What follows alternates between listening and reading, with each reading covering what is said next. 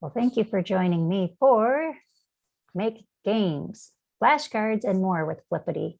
And I'm your guide, Rebecca. And our agenda here is going to be pretty simple. We're going to just talk quickly about games and learning, then learn about Flippity, and last, create several Flippity activities.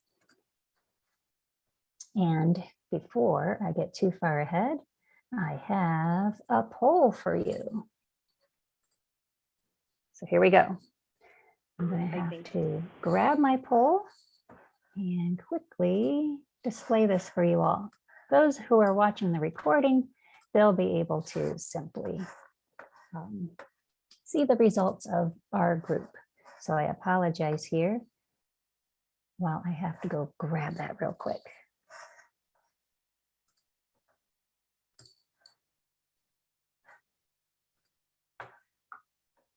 I would like to know from everybody, which age group do you think plays video games the most?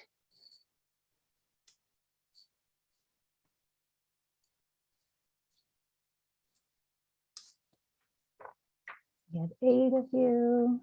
I know I'm one of these. I'm going to answer here too.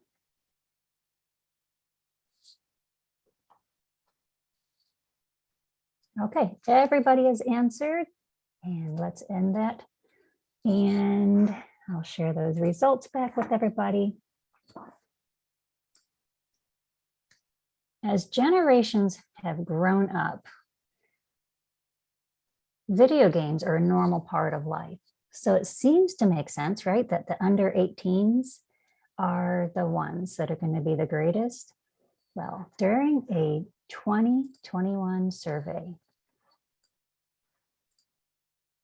38% of video game players still come from the 18 to 34 age demographic.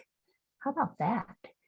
I myself really thought it would be the under 18s, but I think it's because that group of kids have grown their entire life and they just have lived a little longer than our under 18s. And here, this is a quote from MIT. You know, game players can exhibit persistence. They take risks. Because of games, they're paying attention to all those details. They have to solve a problem. You know, maybe they're on a mission. And those behaviors, those would be great to be demonstrated in school. So let's talk about game elements then. Number 1, first up is rules. And I need somebody from our live group to select a story. Now, if somebody wants to unmute their microphone, or if someone wants to put into our chat, we have 6 stories to choose from. And I want somebody in our group to be our story chooser. I'm not going to drive this. It's those of you who are with me. Cooking. All right. So rule number 1 is, element number 1 is rules. And the rules of Mad Libs are really simple. So we're clicking the cooking.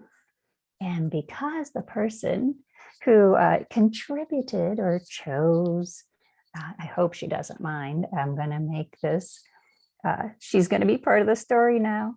So we have Jennifer. I'm going to grab another name from our class. Who do we have here? How about Molly? I'm going to need some help from those of you who are in our chat. I need past tense cooking verb. And if you guys want to just jump in, start chatting. I'm also going to need some ingredients. I need an adjective. I need a food. So baked. Okay. And let's go for an ingredient. So those of you who can find our chat, I need a couple. Actually, I need 4 ingredients. Oh my goodness, we're having zucchini. And eggs. And now I'm going to get hungry. Okay, we have food down here. Apples, I need an adjective. Milk, I see cheese. So I'm getting all these from our chat. Oh, a number. We need 3 adjectives and a drink. Okay, adjective, yummy. What a number. Delicious. Our number is 2. And crunchy. Okay. And I'll contribute our drink. Oh no, we have someone else who beat me to it. Orange juice. So we're going to generate our Mad Lib. That Jennifer and Molly were hungry. They baked zucchini and eggs because they wanted to make yummy apples. They put them in a pan on the stove. Then they added milk and cheese and cooked them for 2 minutes. They ate their food on a delicious plate with a glass of crunchy orange juice. Oh my. So the point is just to make a silly story, right? But this could get students warmed up and thinking about writing and thinking about those adjectives and verbs. So that is a simple game, a Mad Lib. There's no winners, there's no losers, and we just insert those words into the story. So we have one player as the reader and one who act as the player. I got more of you in the game, so I hope you don't mind me doing that. We'll do some more of that throughout this. And if you're watching the recording, you could have come up with your own adjectives, verbs, and ingredients. So that's one rule. Rules are an element of games. Let's look at another element. Number 2. We have a timer or time limit. So Flippity offers a game called a typing test. And I need someone from our group to choose out of their 10 pre-made typing tests. Now we can make our own. We'll talk about that in our agenda on our 3rd agenda item, but someone in our live group, please put in our chat or unmute. Tell us which one of these 10, and you could just type the number. You don't have to write it out. Okay, number 9 came first. Just beat number 6. So let's do just number 9. And this is simple. See time remaining? It's going to be 3 minutes. That's all the time I have. And you look at the first 2 lines thinking, oh yeah, I got this in the bag. But watch what happens.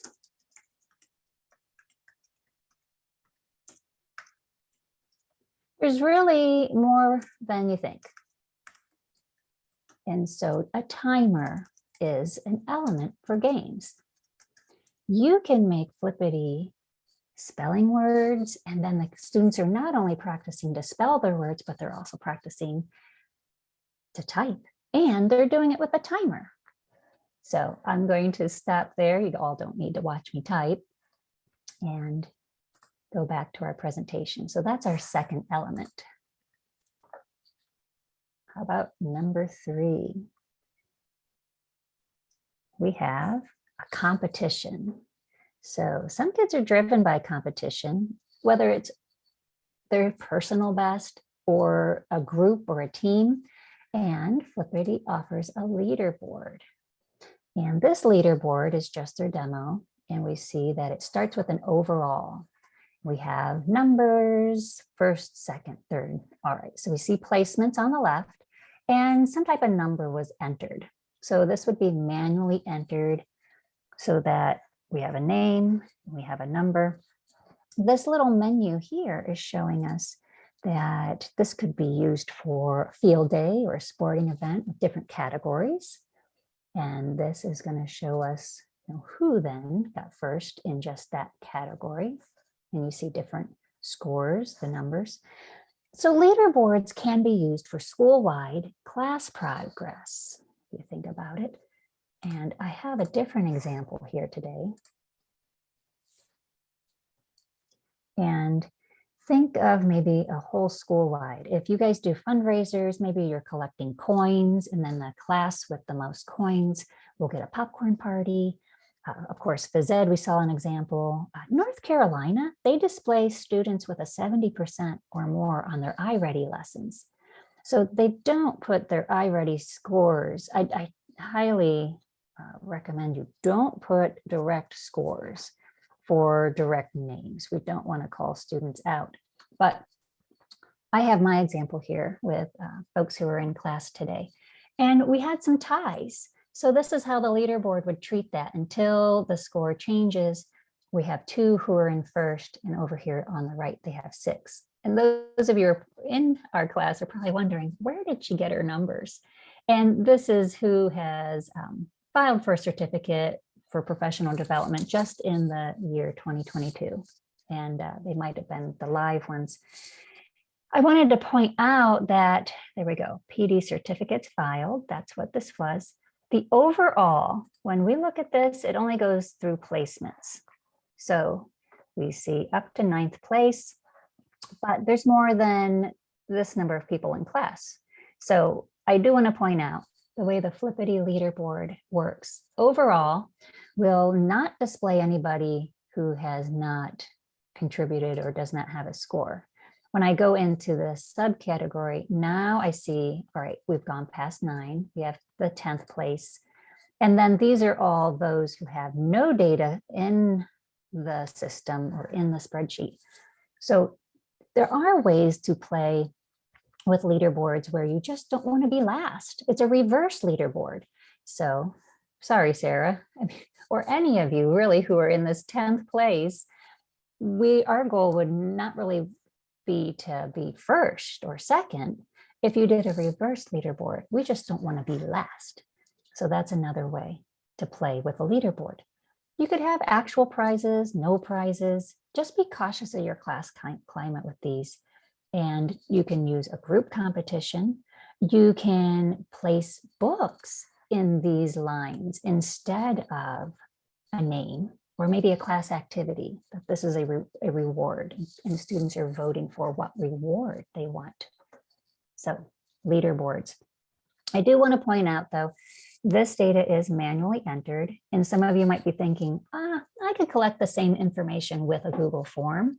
You just don't get the leaderboard display.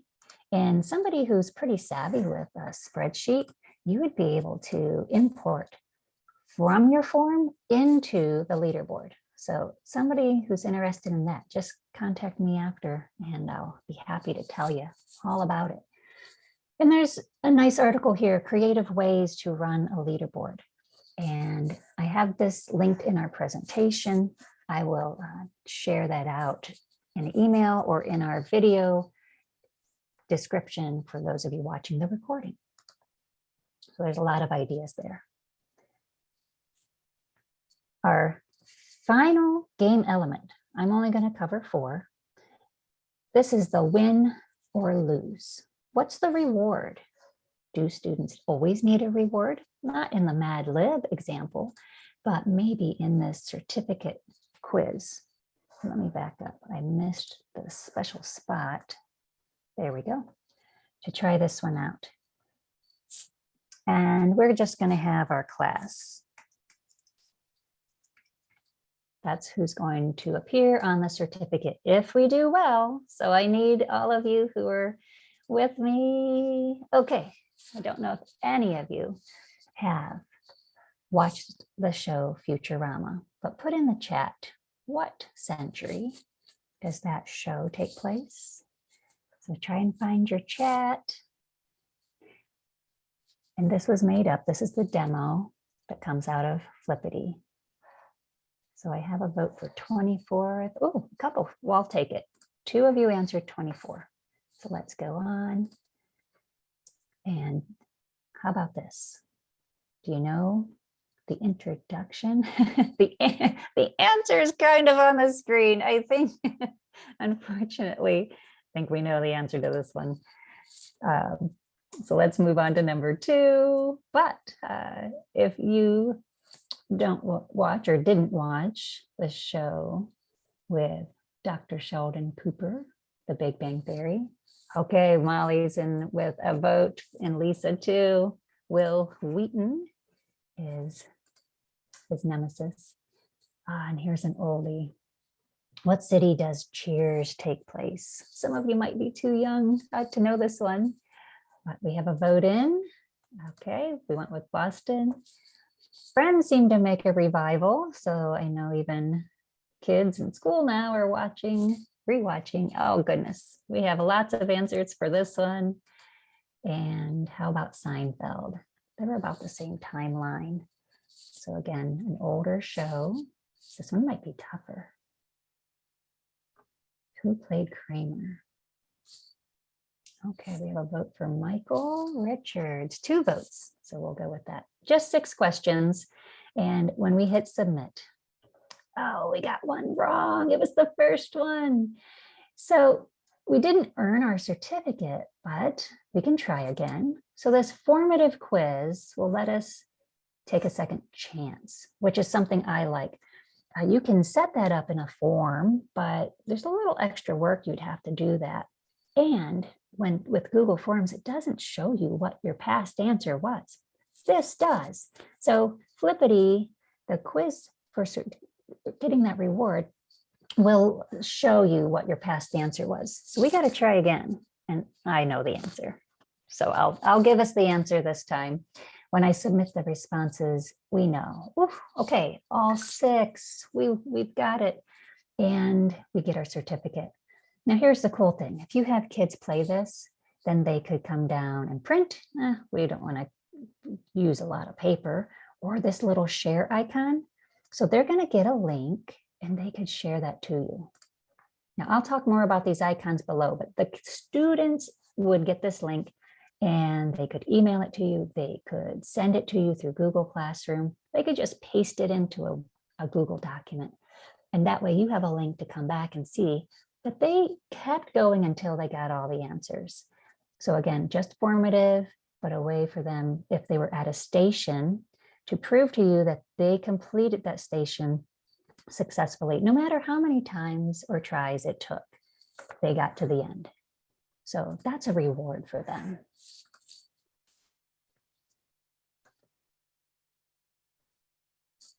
All right, here we are with our game elements all collected up. Now, all these things are already in our classrooms, right? We always have rules.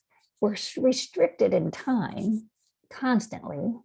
And in a way, students could be just competing for their individual best, or we do break our class into groups. And the reward, well, a grade, a actual reward, maybe free time. And it varies, but all that stuff is already in our classrooms. So that's why this is going to be so easy to use Flippity. And these are the 4 that I just played along with you and wanted to quickly review. We did Mad Libs, we did a quick typing test, the leaderboard, and the certificate quiz. But before we go further, I've got a poll for you. So let's see what I want to ask you next. If you're watching the recording, you could ask yourself this question. And sorry that it's kind of shortened, but you can see the whole question here. What Flippity activity can you see yourself using in your classroom out of the 4 that we just played with? And it's really going to vary. It is multiple choice, so you can pick more than, I think you could only pick 1. So I'm going to vote for typing test. And I'm not surprised, leaderboard could be really hard because the purpose or the use, or maybe there's just a single project you would use it for. All right, we seem to be split. We're all over the place there, but everybody's voted. So I'll end that. And even though I know I was sharing the results out because I pulled this in for our recording, we had 5, 5, 1, and 4. So there we go. Well, we're going to move forward. We took care of games and learning. We've got that covered. So let's learn about Flippity itself. And I have been using Flippity, good golly, I mean, probably about a decade. It's been around a long time. And I wanted to point out that there's a guy behind all it. His name's Steve Fortna. He's the creator of Flippity. And I've corresponded with Steve. He's really there. He's active with designing new Flippity games. And the best way to find out what's going on with Flippity is his Twitter page. And that's really just where he posts everything. So that would be the place to go. And let me go ahead and copy that for you all and put it in our chat.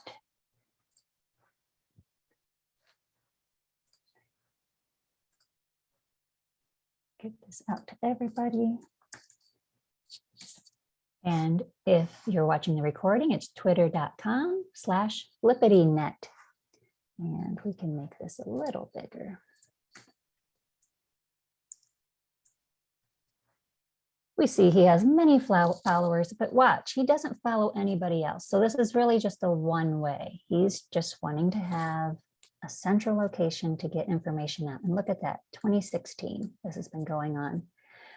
Now, other people will maybe tag him, so that way there's references and you'll hear and see their ideas for using Flippity games.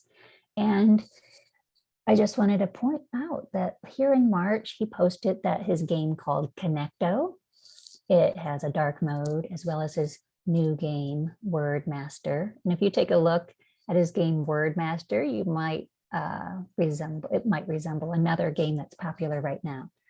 So if I keep going down here, he'll even do requests and enhancements.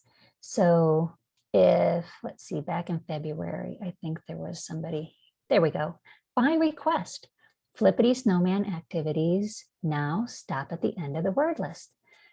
And that's good to know that if you correspond with him, he really does answer and improve his games. And when I was testing for this class, there were a few links not working out right. So I emailed him, and within the same day, he replied back and he got it fixed up. So if you encounter something not working, let me know. And then I can even put in that enhancement or notify Steve to let him know something's up. But that's the place to find, and that's where you get the scoop on Flippity.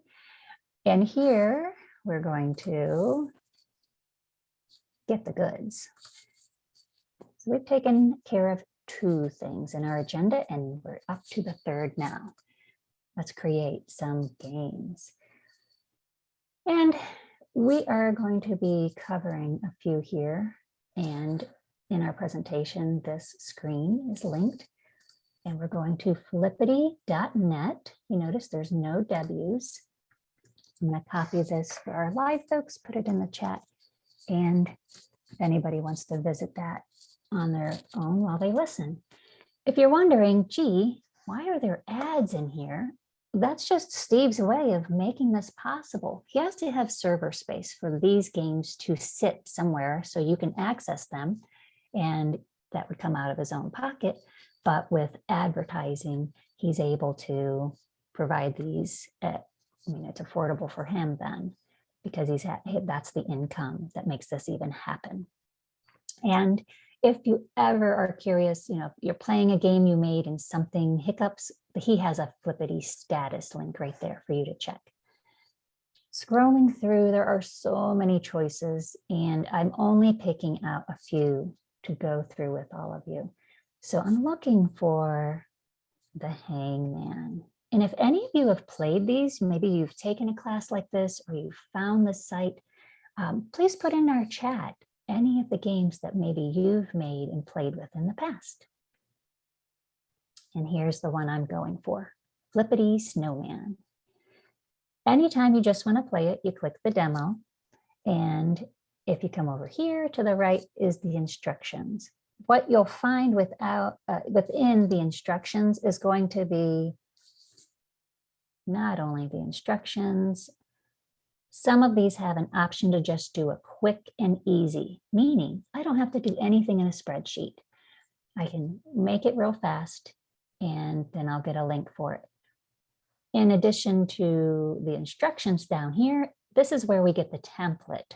So if we want to have a hangman game that I modify and use my different spelling words or vocabulary words, then I can make a template and edit that. So just to go through quickly, I'm going to grab a few of these words here out of their list, just shorten it up a bit to make a game. Paste in your words. There are several game types. And if you're wondering what is the difference other than just the theme, Snowman has 6 guesses. Flower, 7, bomb, 8, apple, 9. And if you want a longer game and give your kids more chances, then you would go for the apple game. So I'm going to stick with, let's say, flower and title it and generate. It's made. It's ready to play. And if you want to send this out to your kids, that's the share icon right there that you can click. You can copy this link and paste it into a document, put it on a web page. It would be there for them to play. And let's play it quick before I show you another way. The flower has already been built. I guess it's going to be dying as we make wrong guesses. So we have the X is at 0 and the flower is at 0. We are the flower. We want to keep our flower alive. Let me zoom out so this all fits. And I'm just going to grab some letters here. I can type and use my enter or return key. Oh dear, I'm terrible at my own words. Phew, that one. All right, and I think I'm going to know with my animal list. And now my reward is that lovely flower and a point up here.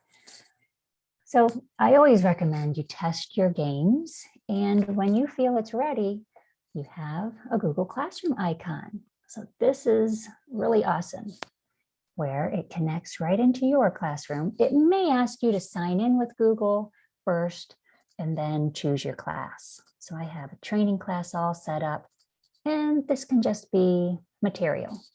This could be something fun for students to do after they handwrite out their spelling list, or they've written their vocabulary words or filled out their definitions. Then they can come to a game to play with those words for reinforcement and a fun way to review. I click on go, and it's opening that little window. So I have Google Classroom right here.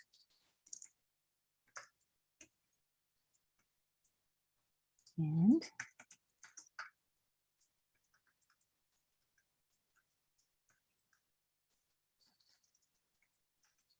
I believe that was 7 guesses. And then down below, there will be the link already put into your material. I'm going to post that for all my students. It says, hey, you want to view it? Sure. And it opens my own Google Classroom. Now my classwork page, and I've done a few others, and I can click on animals, and there it is. So honestly, this was one of the things I was testing that was broken and it had an error, and that Steve fixed yesterday. So that was really great. And I click, it'll launch. So I did not have to learn anything special, right? I had nothing more than words typed into a list. And then I had a way to get back to it.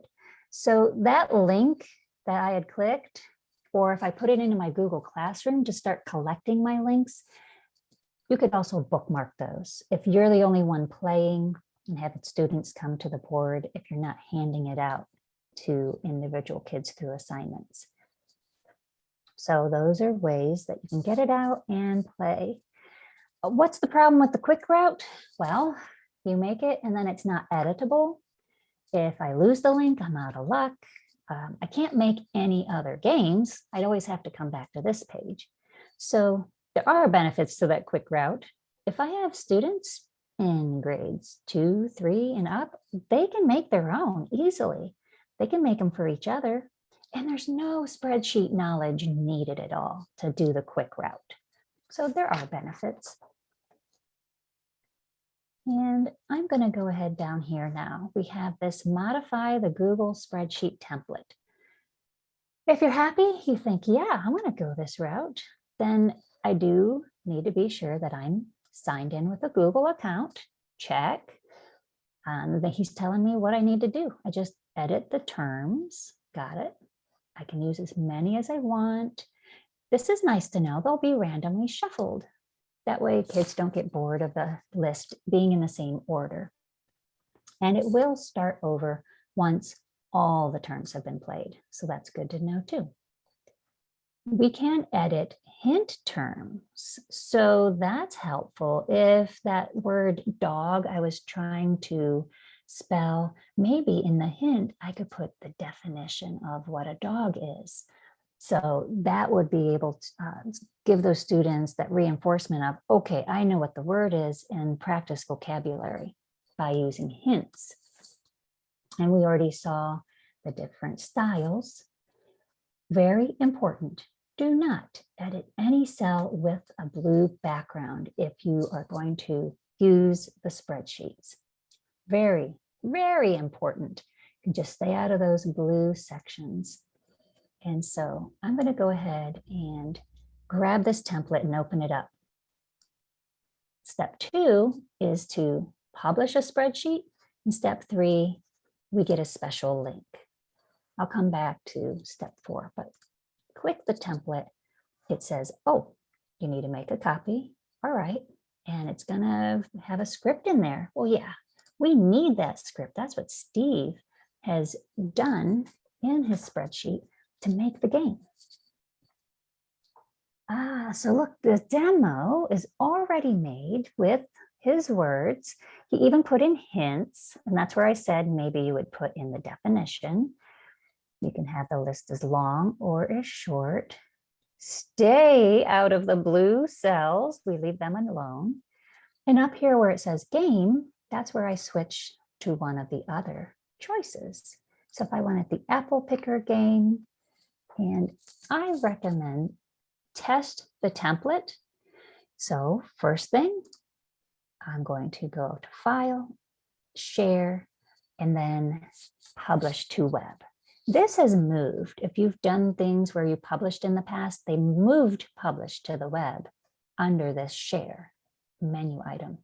So I publish, then don't worry about the details. You just hit the green Publish button, and we are sure about that.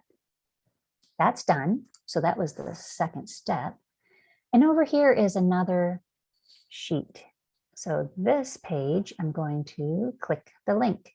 And it even includes some information here. If you've published, it could take some time for changes to appear. And if you ever get an error, he has instructions on what to do. I have very rarely gotten that error, but it's good to know it's an easy fix. So that's the link right there. That's important. That would be the one you bookmark. That's the one you send out to Google Classroom. And we have the apple picker game. And so we would start playing. And I'm, again, terrible at my own games, but we found some.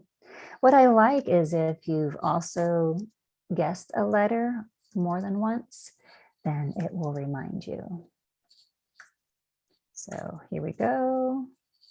Like the letter E right now, if I, whoops, already picked E, but it doesn't hurt me. It doesn't take away one of my guesses. And right there, the little light bulb, that tells me there's a hint. An intelligent social primate. The game works. I can close the tab where I was playing the game and come back and go ahead and put in my own words and own hints. What I wanted to point out is the bookmark.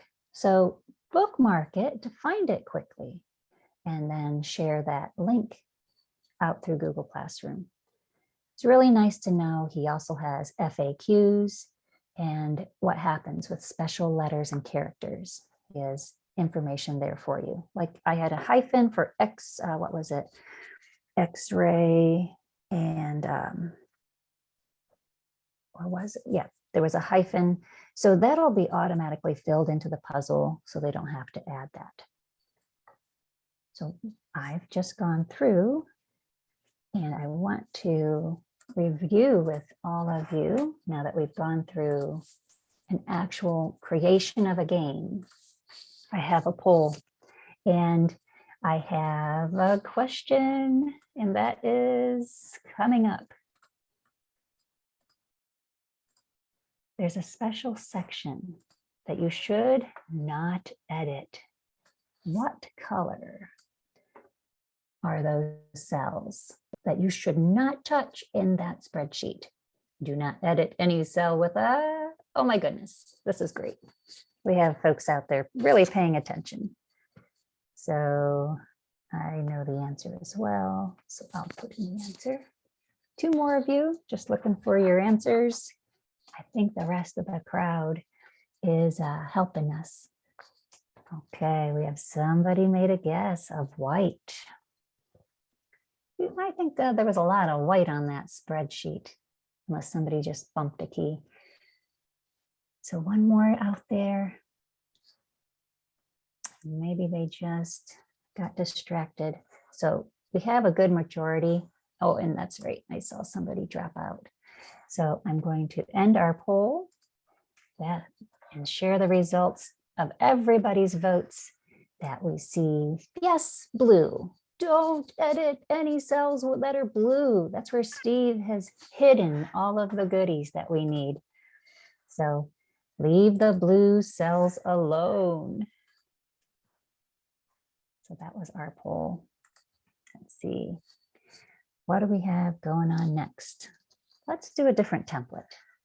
I'm going to leave our slideshow and go back to Flippity's website. Got a few extra tabs here I could probably close up. And I know a spelling list was one of those I wanted to show all of you. And I'll just open up the actual spelling list template. Again, this is going to be an activity I would suggest a formative assessment. Even though it says there is a quiz mode, which yes, you would still send that out. But I want to point out that there's really no official way to validate who took the spelling test. And I'll show you what I mean in a minute. But step 1, get the template. He tells you what to do. And it is optional, but it's kind of cool. How do you know if you have kids at a station? How do you know they even did it, right? Were they over there just chatting to each other? Did they make it to the end? You can set this up so it emails you. So that's kind of nice. But the trick is you don't know who really took it. Even though you're going to put the student names on the board, I think our littles, we can trust them. They would be proud and excited to click their own name. But we also have littles who accidentally click the wrong name. So use this with a grain of salt. And you can have multiple people receive those results if you have aides who are working with students. Again, I'm going to caution, don't edit any cell with a blue background. Just leave those alone. The same steps, we publish and we get our link. Let's do it. This template, we copy it. And then we're going to leave the words as they are right now. And these are the students in class. We have Elmo, Bert, Grover. Okay, I'm seeing a theme here with Sesame Street. And what you'll notice down below here are the words, but some have a little bit more. In quotation, and let's stretch that cell a little wider, the quotation has a sentence. You don't have to worry about punctuation here. And let's look at other little settings here. We have options. This is how the spelling test works. It's going to use a voice, and it is a computer voice. So you'll have to judge if you like that or not, but you can change the speech rate. And if you do have some foreign language students, maybe you have strong group of Spanish students who are Spanish speaking students who are trying to learn their English, maybe you do a little mixture or something for fun. Or if you are a world language teacher, know that this can be taught for world languages. So the voice is going to speak in that language. We have a speech rate, and you'll notice even for Chromebook, it has a setting. And are we going to randomize it? Meaning the spelling words will not be in the same order. Yes or no? Minor settings. So step 2, after our words are in, which we're just testing. So we'll take what's there.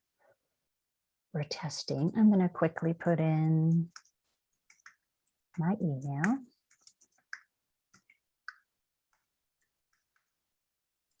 And now that my email is in there, I'm going to make sure that I take Elmo's test.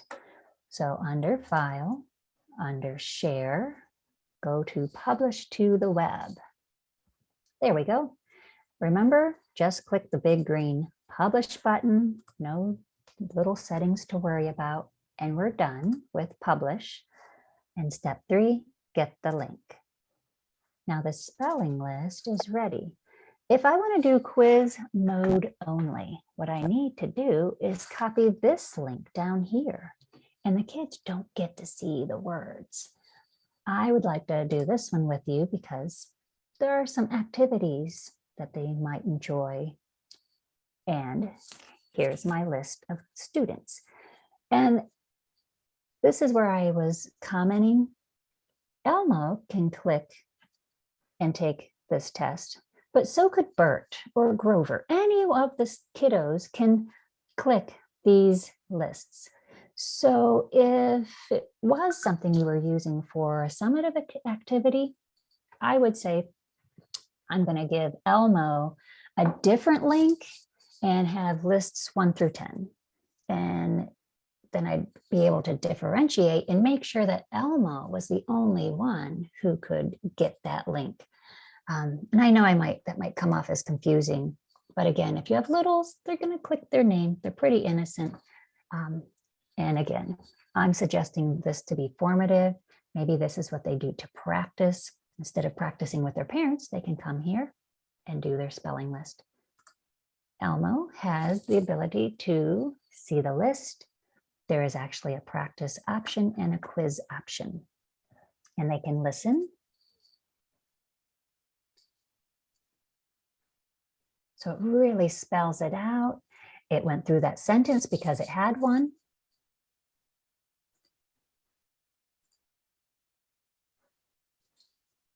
And I just realized when I shared, I didn't include the audio. So let me share again and include my sound this time. So apologies. How about this? When we click the speaker. 8. He ate the apple. A. T. E. 8. And now we are able to hear it. And can someone in our chat confirm that you were able to hear our sound?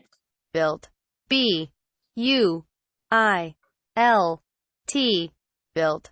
Okay. Oh, thank you, everybody. So if I use that top link, they would get the list to listen to it. They get Spell. 8. He ate the apple. 8. we get the chance to do a practice. Good. And that gives us immediate feedback. So that's important as well. Spell. Built. And let's see if I made a mistake. Oops. Built. B. U. I. L. T. So this reminds me of Starfall, but I'm interactive with the actual word. And there is the Spell. quiz mode. 8. He ate the apple. 8. Spell. Group. Spell. Office. Spell. Tired. Spell. Pencil. Spell. Built. Spell. 8.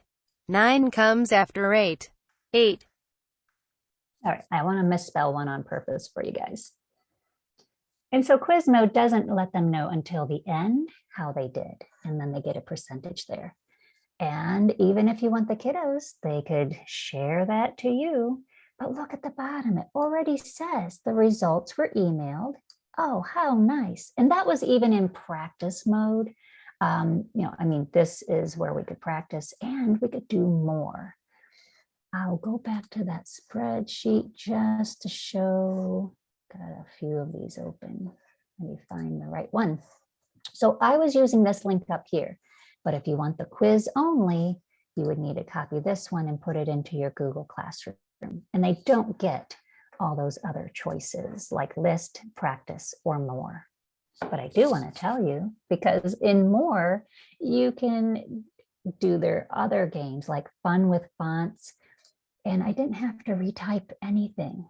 And they have their Fun with Fonts, again, are just really fun. Sometimes seeing these letters in a different style, I think of our really early learners when I see this, where you could print these out and then the students can use actual letter blocks to manipulate and spell the words. So I'm thinking, preschool and kindergarten level. So that is a fun activity in addition. And there's a matching game, and it's really just going to match the word with itself. And if we wanted, we could do snowman from this. And I noticed with word scramble or it's word search, one of these, it doesn't work out. Let me see. This one was okay. But if you'll notice, some of these are designed to be printed, not played online. So we do have activities. If you say, forget it, when I get out those Chromebooks and those kids are on their own at a station, they just get lost. I can't use Flippity. Well, no worries. Some of these games are not meant to be played on the computer. You're just here to make them. So you're the game maker, and then you can print them out. And it must have been the word search. Oh, sorry. Of course, I clicked the same one, word scramble. Nope. Okay. Everything's working out great. But again, a second one that's meant to be printed. So let's close up some of my crazy tabs. That is the spelling words. All right. So I'm going to close that one up. And I have this now to come back that I've done the demo, and I can come in and change my words and change my students in my list. So I enjoy the spelling list. I hear so many people who've tried to do spelling lists. Google Forms now does have new features like audio, but I would say that this has been around, it's been solid, it's been working for years, and it's really easy. And we've gone through all the more, we get a little bonus, those extra games. So I'm going to go here. Our class is coming to a close. Our time is running out. So I have already grabbed the template for crossword. And this one is a printable. And I showed you there too, the word scramble is also a printable. And I wanted to show you very quickly that you could add images. So let's just, this has already gone through step 2 where I have published. And then step 3 is get the link. So let's take a peek at it real quick. And images. Some of these games have images, and this is where I have number 3 across and number 10 down have images. Of course, this game really isn't the best example, but I know crosswords was in my list for my class description. Wanted to be sure we included it. So if I had to do 3, and again, this is a printable, not one to do online, then I would think about that. If I'm printing, are these colors going to be okay if I just went to the copier and it was in grayscale? In order to get pictures to work, and it's in the instructions, it's very important that the pictures exist somewhere online and not in my Google Drive. Now I'll repeat that. My images cannot be in my Google Drive. You could technically use Google Drawings and then publish a Google drawing, but whew, I don't know. That sounds like a lot of work. So if I was out searching and I wanted to get one of those words, and I've already, let's close up spelling words. I've lost snowman. We got too much. There it is. So if I wanted to say one of these words, proton. All right, I'm going to go look for an image of a proton. Don't think you could just right click and copy one of the thumbnails. It has to end, whatever the link is up here in the address bar, it has to end with an image file, meaning like a .jpeg, .png. And so this is not going to work out because that's actually a video of that. When I back up, I'll try again.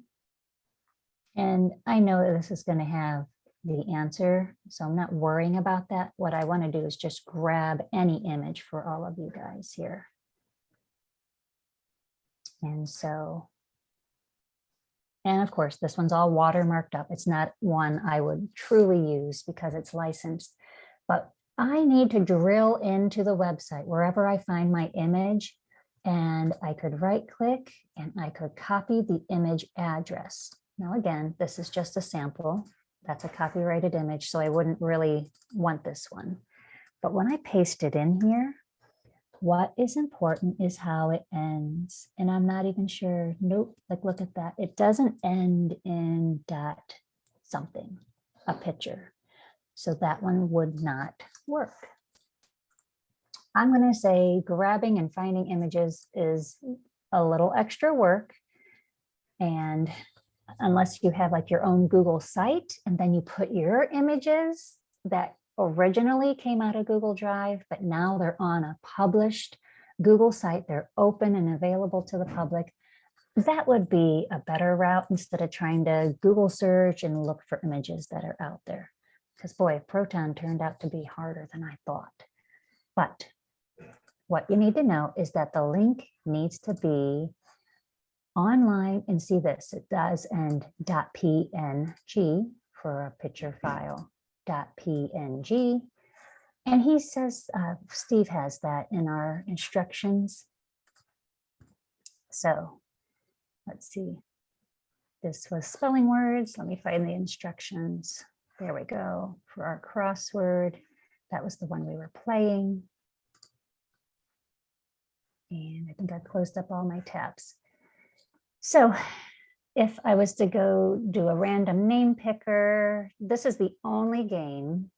So I apologize. I'm kind of rushing just so I can get this wrapped up in time. And I see for those of you who are alive, if you do have to drop off, I promised to only go 4 more minutes to finish up. There is only one activity in his collection of games that you don't have to publish, and that's the random name picker. So this is a spinner, and there was a lot more in the demo, and I have names here from class. And instead of going up to file and share and publish to web, I just click here. Again, it's blue. I don't edit anything, but I can click. It is safe. And there we are. This is the random name picker. So it's a big wheel, and think outside of the box. You could put names, you can put vocabulary words, you can pick choices for the next subject you use, or station rotation, group numbers, just math numbers to build math problems. The ideas are endless. And if you don't like that it's possible that the name could be chosen more than once, the suggestion is use the single name, and that way it goes through all the names just one time, and it'll go through everybody. So if it's somebody coming up to do their report next, it's random. You don't know who it'll be. They have the lineup as well. That way the next few kids know that they're coming soon, and we can also split groups. Lots here. And that was one game that you don't have to publish. So here's how I'm going to end. One last poll with our class to make sure everybody's very clear. Something has to happen. A few things, actually. So this is a, I know it says single choice, huh? I'm hoping you guys can pick more than once. But what must happen for a flippity activity to work? Oh, goodness. And that is actually set up wrong. I apologize. So you should, I was hoping you would have the ability to select more than one. So our answers are probably going to be messed up on this. But if you want to pick the very most important item, you can change your answers.